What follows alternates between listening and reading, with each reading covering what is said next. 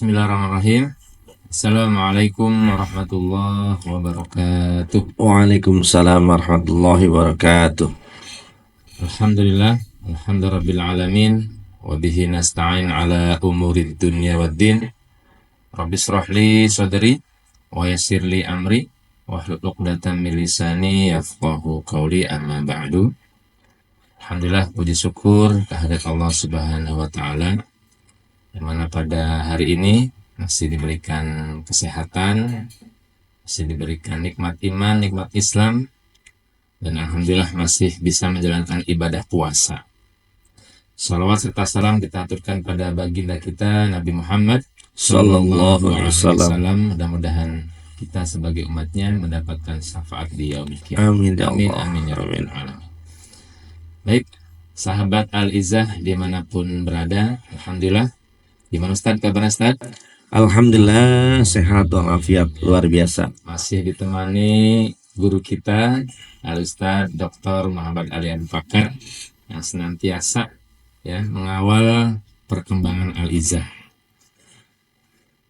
Untuk materi selanjutnya nih Ustaz, di dalam masih berkaitan tentang puasa ya, dimana puasa ini sangat luar biasa ya. Ketika kita menjalankan ibadah puasa, banyak pahala-pahala yang kita raih, banyak pahala-pahala yang didapatkan ya, sehingga sholat sunnah saja itu seperti pahalanya sholat wajib kan? Ya. Apalagi kita bersodakoh ya, satu kali sodakoh itu dilipat gandakan pahalanya. Ini sangat luar biasa ya. Semuanya berlomba-lomba ketika puasa itu, bulan suci Ramadan itu datang. Nah, mungkin ada pahala-pahala yang mana pahala tersebut bisa menumbuhkan semangat kita, semakin menambahkan amalan-amalan kita tadi ya. Jadi apakah ada pahala yang maksimal gitu kan? Jadi untuk mendapatkan pahala yang maksimal apa yang kita lakukan gitu kan? Sedangkan bulan suci Ramadan aja itu semua pahala itu dilipat gandakan, kebaikan kita itu dilipat gandakan. Nah ini apakah ada ya pahala yang kita dapat itu sudah maksimal itu? Apakah ibadah apa itu tadi contohnya Ustaz? Ya. Jadi soimin soimat sahabat muda Al-Izzah ya. Jadi tadi kembali lagi ya bahwa siapa saya nyuruh, siapa sih yang ngasih contoh gitu kan. Kalau kita lihat seperti contoh pada generasi Rasul dengan para sahabat ya. Ada di sebuah kisah kan perang Hondak ya. Contohnya ini ya, ambil bagaimana semangat dan mau mengambil pahala berlipat-lipat di Allah. Jadi perang Hondak itu perang yang melatihkan susah sampai mungkin sahabat itu 3 hari 3 malam kurang makan yang cukup gitu ya. Sampai Rasulullah pun itu diikat ya, perutnya diganjel dengan batu ya. Ada sahabatnya Abu Tolha kalau tidak salah ya. Dia mungkin punya gulai mungkin pariuk gitu ya, punya roti sepanci gitu ya. Datanglah mungkin kalau bahasa harewos gitu ya, atau bahasa yang tidak didengar orang hanya Rasulullah yang Rasul katanya, saya punya makanan khusus buat Rasul katanya, ya. Dan sahabat 4 itu mungkin ya. Apa yang antum punya? Punya segini. Oh itu banyak. Udah pokoknya saya yang nyuguhin gitu. Yang ya pokoknya yang nyuguhinnya gitu pokoknya. Tenang. Berapa itu prajuritnya? 300 lebih kurang lebih kan. Begitu istrinya datang, apa kata Rasul? Banyak tuh. Siapa? Rasul. Ya udah percaya, yakin gitu. Apa yang diungkapkan Rasul tuh yakin istrinya. Nggak ada yang khawatir di keluarga itu. Begitu datang kan, seluruh prajurit datang dikasih mau. Itu masih ada sisanya, luar biasa gitu. Itulah berkah. Jadi kita harus yakin kepada pemberi amanat, kita harus yakin kepada yang memerintah. Yang memerintah ini kan Allah kan, Sang Holik, yang memiliki segalanya. Yang nyontohin ini kan Rasulullah, kudu hasanahnya. Itu ke situ. Makanya ada sebuah ayat ketika ayat ini dibacakan ya oleh Rasulullah SAW pada sahabat. Sahabat itu berlomba-lomba. Jadi antaranya nih ya, a'udzubillahi minasyaitonirrajim, bismillahirrahmanirrahim. Wa anfiqu fisabilillah wa la tulqu biyadikum ila tahlukah wasinu innallaha yuhibbul muhsinin. Di sini kan perintahnya perintah infak. Dan amal yang unggul juga salah satunya di bulan Ramadan kan infak, sedekah, zakat. Jadi di sini digambarkan dan infakkanlah hartamu di jalan Allah, dan janganlah kamu jatuhkan diri sendiri ke dalam kenistaan, kebinasaan dengan tangan sendiri, dan berbuat baiklah, sesungguhnya Allah menyukai orang yang berbuat baik. Jadi sahabat itu ketika mendengar ayat-ayat seperti ini, langsung 3 hektar kebun kurmanya diwakafkan. Itu Disedekahkan. sedekahkan, luar biasa, seperti Abu Dahdah. Atau pernah Umar sendiri kan, beliau habis sholat dohor nih, ya kalau dari Batu mampir ke kebun, ternyata terlena dengan kebun anggurnya ya. Begitu lihat waktu sudah lewat asar, begitu ke masjid udah ketinggalan. Apa yang terjadi? Karena dia ingin kecintaan dari Allah dan Rasul, dia wakafkan tuh seluas 3 hektar kebun anggurnya. Luar biasa. Ini apa? Ya tadi itu, karena yang mengharapkan ridho dan cinta dari Allah. Kalau Allah dan Rasulnya ridho dan cinta, apapun itu dilewati. Contoh ada kisah ya, Bang Ejak, tentang bagaimana berakhirnya dunia, yang baik masuk surga kan, yang tidak baik masuk neraka kan, untuk dikodok gitu ya, untuk dihapus dulu. Kan ada pada suatu saat kan Allah itu memerintah, coba Jibril masuk ke neraka, ada enggak orang yang masih sujud ke saya, bahas gitu kan. Dicari kan di neraka tuh kan. Dijingjinglah satu orang yang ada asari sujud ya, gitu. Masuk ke surga. Surga juga mungkin emperannya gitu kan, baru juga keluar itu. Anda mau nggak yang nggak mau tuh? Kenapa? Bagaimana sadisnya di neraka? Begitu indahnya, luar biasa tuh. Iya. Ya kita contoh aja seperti Abi Saum ya, in pagi, lelah tuh kan. Kadang-kadang 5 menit lagi, udah begitu kita minum air hangat, teh hangat manis, itu lupa dengan susah kita itu. Makanya orang Saum itu dikasih keberkahan dan kebahagiaan 2 itu. 1 ketika iftar, lupa itu letihnya. Ketika ketemu Allah, lupa itu susah di dunia. Makanya itu harus gapai lah kita dua-duanya itu. Jadi kesenangan khusus yang Allah berikan kepada orang saum, 1 ketika iftar. Jadi kalau iftarnya benar itu lupa susahnya masa lalu itu dengan iftar itu. Dan kedua ketemu Allah ketika disambut di telaga Haud itu. Gitu. Dikasih kalau orang yang hafidah gitu ya, bisa dilencana orang tuanya tuh mahkota di kepala orang tuanya gitu. Kalau orang yang sahid kan bisa 72 keluarga dikasih syafaat dengan izin Allah kan, luar biasa gitu. Seperti itu, kalau kita ingat kepada perintah dan titah Allah itu, dan contoh Rasulullah, kita akan semangat untuk menggapai pahala itu. Ya seperti tadi itu Abu Dahdah sekali infak 3 hektar. Seperti Utsman di zaman Utsman kan, di zaman Rasulullah kan, itu orang berebut kan, ada yang sumur katanya dekat Madinah itu kan sumur punya orang Yahudi. Dibelinya sepotong pertamanya kan. Sehari gitu beli. Ternyata kan itu kaum muslimat sampai kering kan. Waduh, kalau gini saya rugi gitu. Beli lagi semua sampai hari ini kan. Hotel-hotel yang megah itu kan di sekitar Masjidil Haram itu semua, Masjid Madinah itu semua adalah hasil dari wakaf gitu. Haris Nabi wakaf, infak, sedekah gitu kan. Dan pahala itu sampai yaumil akhir akan mengalir. Maka kita juga banyak kan, ada orang sepertinya wakaf tanah ke Alizah ya, 4.500. Ternyata kan tokonya bertambah, anaknya pada sehat, istri bisa bertambah juga gitu kan, mobilnya bertambah gitu kan, proyeknya bertambah. Nggak ada yang berinfak ke dakwah, salah satunya juga ke Alizah, yang miskin nggak ada. Yang tadinya tidak punya toko, yang tadinya anaknya malas beribadah dan sekolah, maju gitu. Jadi niatkan karena Allah dan mengharapkan hanya ridho Allah saja, begitu. Karena ada suka cerita dulu kan, kalau ada di 40 tahun yang lalu gitu kan, itu anak itu kan dijodoh-jodohin tuh ya. So ada punya seorang gadis ya, nah Aisyah mau nikah nggak? Diem aja kan? Udah terido kan? Bagaimana bapak ibu aja lah gitu, ridho gitu, gitu iya gitu. Tapi kalau nggak ridho kan protes ya, kabur kan dan sebagainya gitu. Maka kita harus mencari ridho Allah itu. Kayak model Nabiullah Ibrahim alaihissalam kan, bagaimana kan dibakar oleh dengan api unggun yang tinggi, jangankan rambutnya semua, 1 helai rambut itu tidak terbakar. Kenapa? Allah ridho gitu.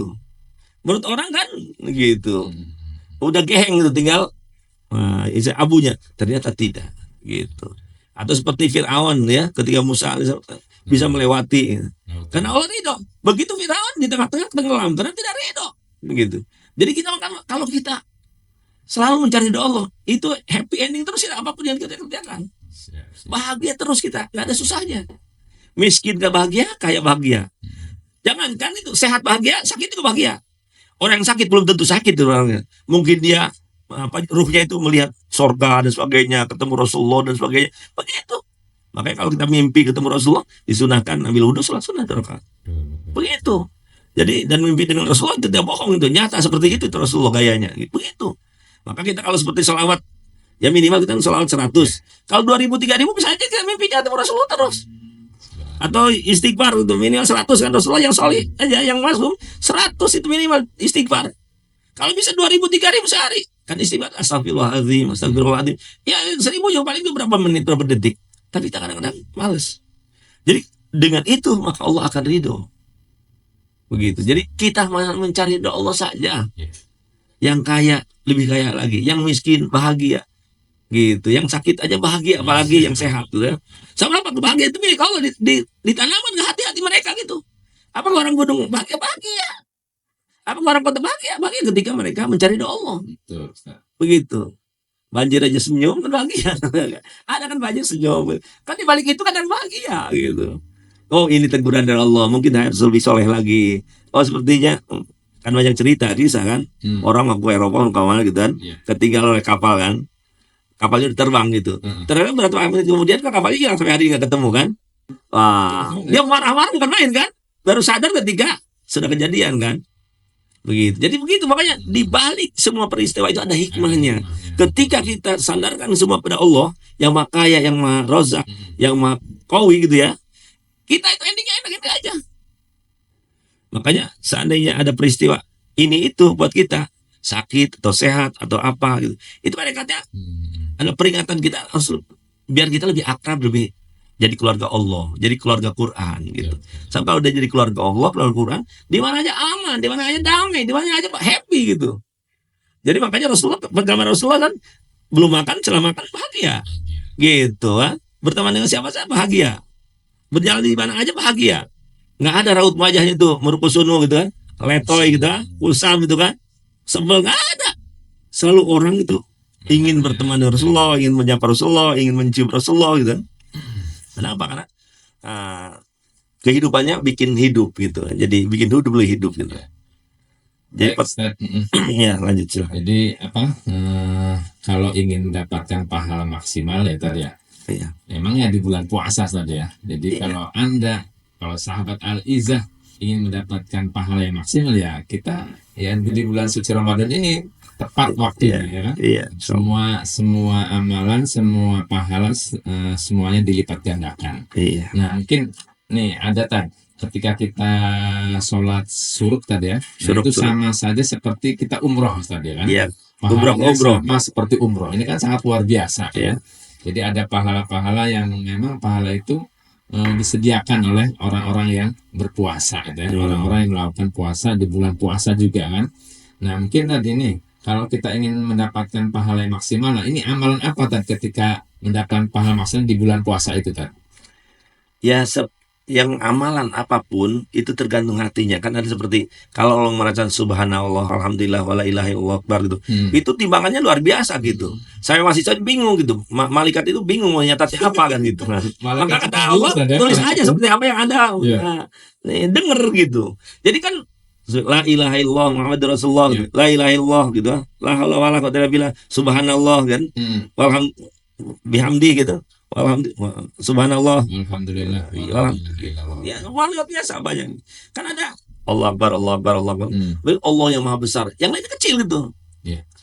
Jadi maka untuk itu tergantung hatinya. Tergantung kemana dia ngaitnya gitu. Kemana dia imannya. Karena siapa dia gitu. Bukan karena tetangga, bukan karena orang tua, bukan karena mertua. Tapi semata-mata karena Allah. Bismillah saya hari ini detik ini ngamalin ini gitu. Gitu. Sehingga kita selalu ceria, gitu, sehat, gitu, gembira, lapang dada, gitu. Seperti itu. Kita kadang-kadang harus tahu Tuhannya gitu makanya gitu. Jadi kita ngomong di sini harus tahu Tuhannya siapa, Allah.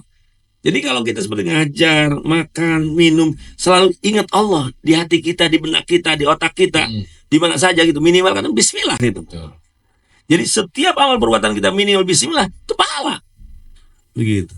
Makanya kita harus selalu gitu diuntahin tuh. Bismillah, bismillah, bismillah.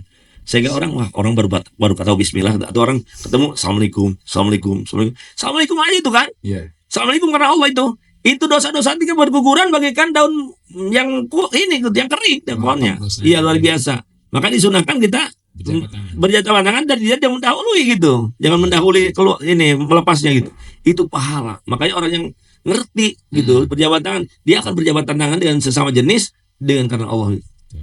Atau dia berkunjung silaturahim seperti kan ada peristiwa Rasulullah kan menceritakan dalam hadis yang panjang. Mungkin si A mau ke si B di kota C gitu ya. Iya. Orang itu ngatur si A tuh. Jadi ada malaikat menyerupai manusia gitu ya. Antum mau mana? Mau ke si B di mana kota C? Apa yang antum bawa? Tidak bawa apa-apa. Saya rindu dan cinta ingin bertemu karena Allah. Kata malaikat itu Anda ahli surga. Saya adalah malaikat. Gitu kan utusan. Itu seperti itu luar biasa. Jadi kita kadang-kadang mau silaturahim harus bawa ini bawa itu. Apa yang kita punya bawa. Kalau tidak punya ya udah bawa diri aja gitu. Hah? Atau ada kisah seperti Abu Hurairah. Abu Hurairah itu kan ya, kehidupannya di pinggir masjidnya. Ada kalau di Madinah itu ada namanya apa? Ya tempat para sahabat belajar di situ ya. Surau gitu tadi. Iya, apa namanya siapa yang Majelis taklim itu. iya, jadi kan ada raudhah gitu kan. Raudhah itu kan tempat masjid Rasulullah yang asli. Ada tempat sahabat di sampingnya itu. Jadi itu disunahkan juga berdoa, berzikir gitu kan. Begitu. Di situ Abu Hurairah itu kan lihat seperti para sahabat tuh jor-joran kan, seluruh hartanya, 2/3 hartanya gitu kan. Kan kalau infak itu kan nggak ada batasnya. Kalau zakat tuh 5%, 2,5% kan, 10%, 20% kan gitu kan. Kalau ini nggak ada batasnya, mungkin mau semua gitu kan. Lihat pas sahabat berlomba-lomba, peluang surganya mantap tuh. Aduh ya Rasulullah saya pengen infak tapi nggak punya apa-apa. Apa yang antum makan biasa tiap hari? Aduh malu, nggak usah malu gitu. Apa tuh sop spesial atau air bening dikasih garam? Udah kasih aja itu. Kita kan semisal apa nggak pernah tuh air bening kasih garam ya. Itu kalau itu dikasih oleh sahabatnya dan ikhlas, itu nikmat. Jadi ikan asin, sayur asem, itu kan milik Allah. Ketika Allah kasih keenakan, kenikmatan, orang itu makannya enak. Kita kan suka dikasih oleh tetangga sayur asem, nikmat sekali, mana lagi? Nggak ada, itu dapat dikasih orang kan gitu. Aduh, pisang goreng enak amat. Padahal biasa-biasa aja gitu. Karena yang bikin enak, yang bikin hebat, yang bikin surprise, Allah itu karena semuanya milik Allah. Begitu.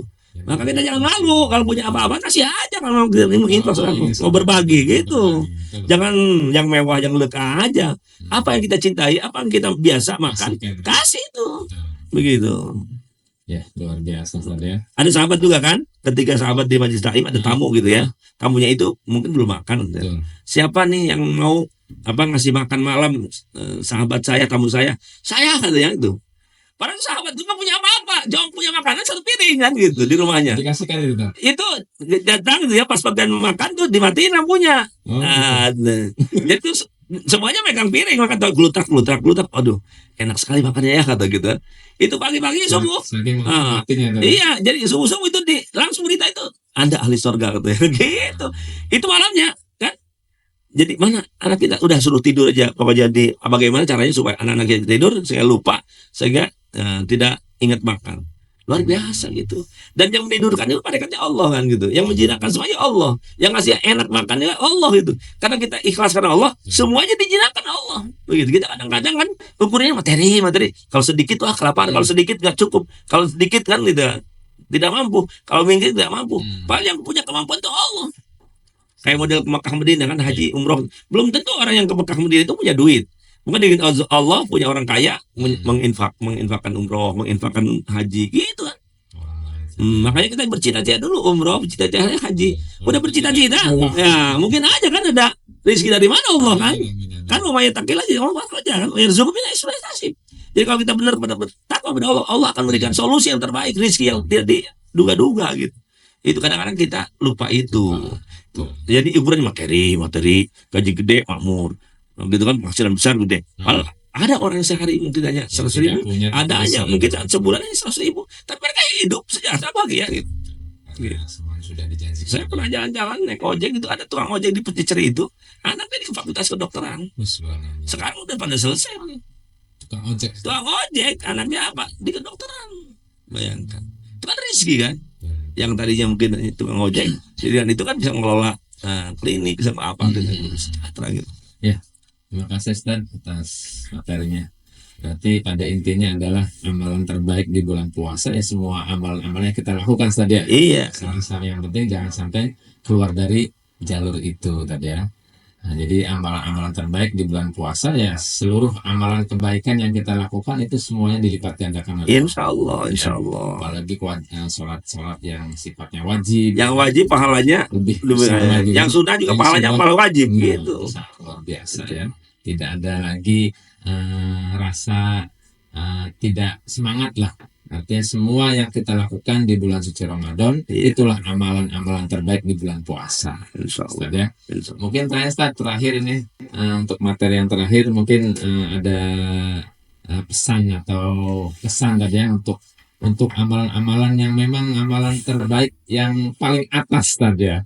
Apa Iya. saja itu tadi biar nanti bisa dicontoh oleh sahabat Al-Izzah. Ustaz. Ya, yang paling tinggi di antara pahala yang terbesar adalah takwa Soalnya. dan rewardnya sorga gitu, begitu.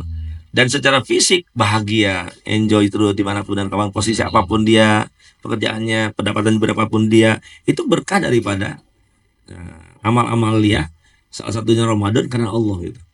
Jadi bukan banyak atau sedikitnya, bukan mewah atau leknya, tapi dia mensyukuri nikmat-nikmat yang Allah berikan, qanaah dengan apa yang ada, sehingga diberikan dia kenikmatan berlipat ganda. Dan endingnya tadi itu mendapatkan gelar takwa, dan endingnya dia ketika wafat kita dapat surga, insya Allah begitu. Luar biasa tadi untuk amalan-amalan yang kita lakukan, mudah-mudahan ujungnya adalah alakum tatakun tadi ya. Iya. Kepada Allah Insya Allah. Subhanahu wa Ta'ala. Syukron kasih Ustaz untuk materi Iya, mohon maaf. yang ketiga ini. Mudah-mudahan apa yang kita lakukan di bulan suci Ramadan ini, mau pahala apa ya, pahala apa yang maksimal, yaitu ya amalan-amalan yang kita Iya. lakukan itu sudah merupakan pahala yang Iya, maksimal. dia seperti mengunggulkan saumnya silakan, Iya. mau dikirnya silakan, Iya. mau sholat malamnya, Sedekahnya mau sedekahnya silakan, Iya. sesuai dengan kemampuan kita. Iya.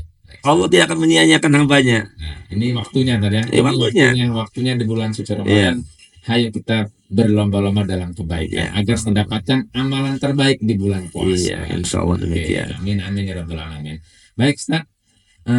Alhamdulillah pertemuan kita kali ini ya di podcast yang pertama tentunya masih sahabat Al-Izzah masih menunggu ya tadi ya materi-materi selanjutnya Insya ya. Allah. Mudah-mudahan nanti ketemu lagi di Amin. podcast selanjutnya. Amin. Baik, kita tutup mungkin Ustaz dengan pantun tadi ya. Silakan. Oke, Pak Ramadan orang kaya. Hmm. Ada 2 rumah dekat sekolah. Bulan Ramadan jarang datangnya. Allah. Sekali datang manfaatkanlah. Ya, mudah-mudahan Amin. di bulan suci Ramadan ini kita bisa memanfaatkan entah itu ibadahnya, amaliah-amaliah yang sering kita lakukan dan mudah-mudahan mendapatkan pahala yang maksimal. Amin ya Allah. Ya Baik, Allah. kita tutup sahabat Al-Izzah. Kurang lebih mohon maaf. Assalamualaikum warahmatullahi wabarakatuh. Waalaikumsalam warahmatullahi wabarakatuh.